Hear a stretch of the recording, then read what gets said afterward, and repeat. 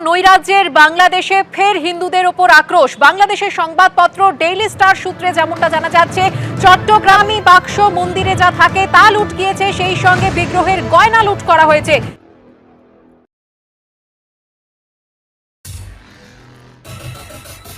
নমস্কার, আমি কৃষ্ণপদ অধিকারী। আমার ছোট্ট একটা ইউটিউব চ্যানেল আছে।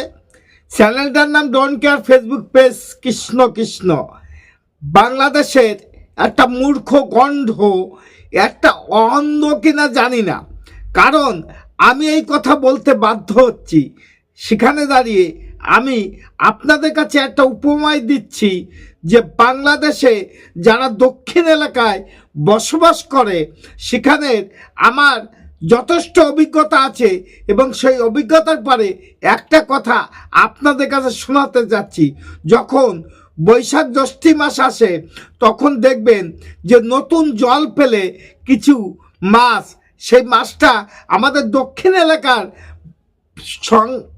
কথা এবং দক্ষিণ এলাকার ভাষা যে উজসে মাছ, সেই উজসে মাছ ফুকুর ফাকুর করে উঠে যখন জল থেমে যায় এবং জল শুকিয়ে যায় তখন গভীর জলে চলে যায়, তাদের খুঁজে নিতে খুব কষ্ট হয়।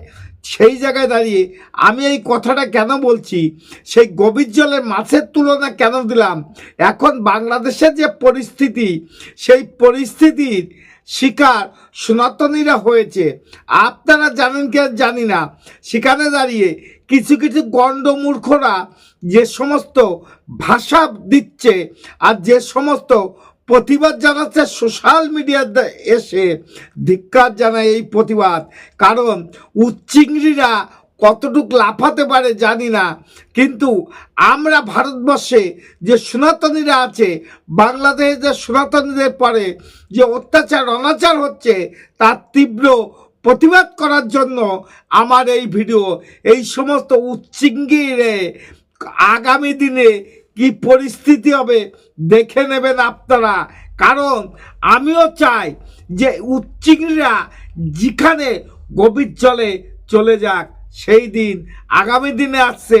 সকল সনাতন ভাইদের বাংলাদেশে মা মাসি যারা আছেন তাদের একটু অনুরোধ করব যে আপনারা অধিকভাবে নির্যাতন হয়েছেন এবং অত্যাচারিত হয়েছেন, স্বল্প দিন অপেক্ষা করুন। ভারতবর্ষ এবং পৃথিবীর যত সনাতনীরা আছে আপনাদের পাশে আছে, থাকবে, ভবিষ্যতেও ছিল, বর্তমানেও আছে। তাহলে চলেন কথা না বাড়িয়ে উচ্চিংড়ি কথা কিছু শুনিয়ে আসি। ভারত যদি পেঁয়াজ না দেয়, ভারত যদি চাল না দেয়, ভারত যদি ডাল না দেয়, আমরা কি খাবো ভাই? আমরা তো মাকনা নিয়ে আসি না, আমরা বিনা পয়সা তো নিয়ে আসি না। ভয় কিসের ভাই? আপনার পকেটে 500 টাকা আছে, আপনি এই দোকান থেকে খাবেন না ও দোকান থেকে খান, সমস্যা কোথায়?